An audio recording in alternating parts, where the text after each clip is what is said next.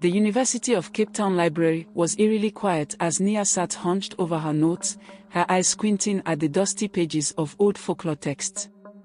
The dim light of her desk lamp flickered slightly, as if teasing her. She rubbed her tired eyes, stretched her aching back, and sighed. Her graduate thesis on Anansi, the trickster spider god, had consumed her for months. Nia was almost done, but a strange feeling had started creeping over her recently, something she couldn't quite put into words. The stories she was researching had taken root in her dreams, twisting her sleep into bizarre visions where a man with gleaming eyes would laugh and weave webs from the air, trapping her in riddles she couldn't solve. These were just dreams, she told herself. After all, the stress of her thesis was enough to drive anyone a little mad. Yet, there was something else. Professor Asare, her advisor, had grown increasingly curious about her progress, too curious. His questions were strange, often leading her toward odd tangents in her research. And there was something in the way he looked at her, like he was waiting for something. His gaze was sharp, sometimes even playful, as if he knew something she didn't. And then there was his smile, always with a hint of mischief, like he was hiding a secret. Nia pushed the thought aside. It was late, and she was too exhausted to indulge in wild theories. She stood up, stretching her legs, and decided to pack her things. But as she reached for her bag, a low chuckle echoed through the library. She froze. "You seem troubled, Miss Nia." Her breath caught. She knew that voice. Slowly, she turned around, finding Professor Asare standing in the shadows between the bookshelves. His figure was relaxed, too relaxed, as if he had all the time in the world. His eyes gleamed in the low light, dark and playful. Nia forced a smile. "Just tired, Professor. This research is overwhelming at times." He stepped closer, his movements smooth, like a predator approaching its prey.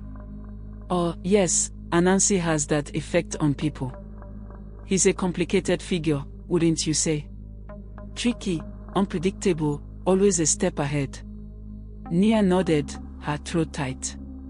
"Yes, that's what the stories say." His smile widened. "And what do you think, Nia? Do you believe the stories? That there are gods who walk among us? That tricksters can weave their webs in the most unexpected places?" Nia's heart pounded. Why was he asking this? She forced a laugh. "They are just stories, Professor. Folktales. Folktales." He repeated the word as though it was something sweet, something delicious. His eyes bored into hers, the playful glint never leaving. "Perhaps."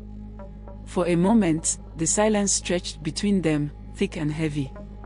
Nia felt a strange urge to run, but where would she go? Her feet felt glued to the ground.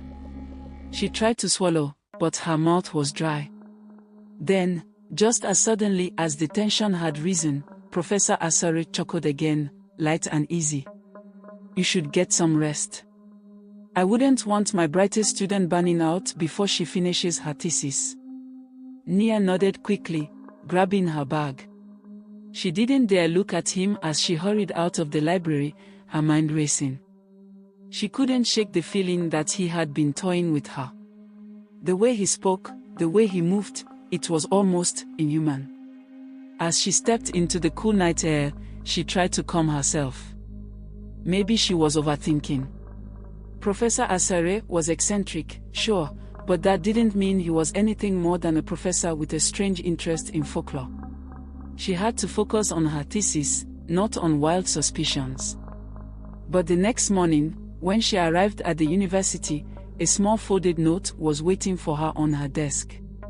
It wasn't signed, but she knew exactly who had left it. "The web grows ever closer. Shall we dance?" Nia's hands trembled as she read the words. It wasn't possible. He couldn't be Anansi, could he? The trickster god was just a myth, a story passed down through generations. And yet, something deep inside her whispered that maybe just maybe, there was more truth to the old tales than she had ever believed. Over the next few days, Nia found herself falling deeper into the web of her research and, perhaps, into something far more dangerous. Professor Asare's behavior grew more erratic. Sometimes, he would disappear for days, only to return with stories that seemed to come straight out of the old Anansi tales she had been studying. He would talk in riddles, his words laced with double meanings, leaving her mind spinning. And then there were the moments when he was kind, even gentle, when his gaze softened, and he seemed almost human. In those moments, Nia caught herself wondering if there could be something more between them. But the fear always crept back. If he truly was Anansi, the trickster, then what game was he playing? Could he really be falling for her, or was this just another one of his tricks? One evening, Nia found herself standing in front of Professor Asare's office. She had decided to confront him, to ask the questions that had been plaguing her mind for weeks. But as she raised her hand to knock, the door creaked open on its own. Inside, the room was dimly lit, filled with the smell of old books and something sweet, like honey.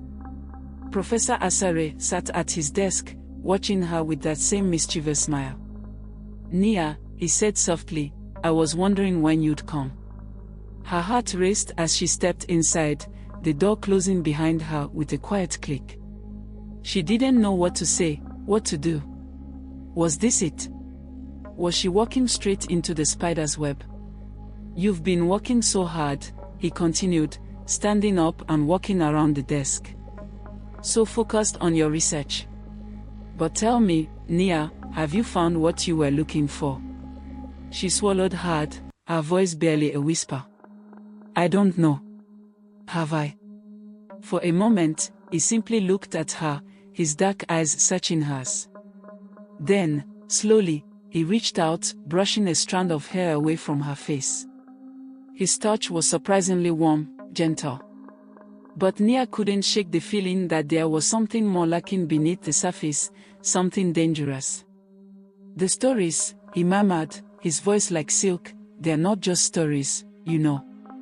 Anansi has been weaving his web for a long, long time. And sometimes, he finds someone who interests him, someone clever, someone brave." Nia's breath hitched. Was he talking about her? Or was this just another one of his riddles? "And what happens to them?" she asked, her voice trembling. He smiled, his eyes gleaming. "That depends. Sometimes, they get caught in the web. And sometimes, they learn to dance with the spider." Nia stared at him, her mind racing. She didn't know what to believe anymore. Was this a game? Or was he offering her something more, something real? Before she could speak, he leaned in closer, his lips brushing her ear as he whispered, "But be careful, Nia. The spider's game is never simple. And the web, it can be more dangerous than you think." With that, he stepped back, his smile widening. "Now, go home and get some rest. We'll see how the story unfolds tomorrow." Nia left his office, her mind spinning. She didn't know what to think, what to feel. All she knew was that she was caught in the spider's web, and she wasn't sure if she wanted to escape. Or if she wanted to learn how to dance.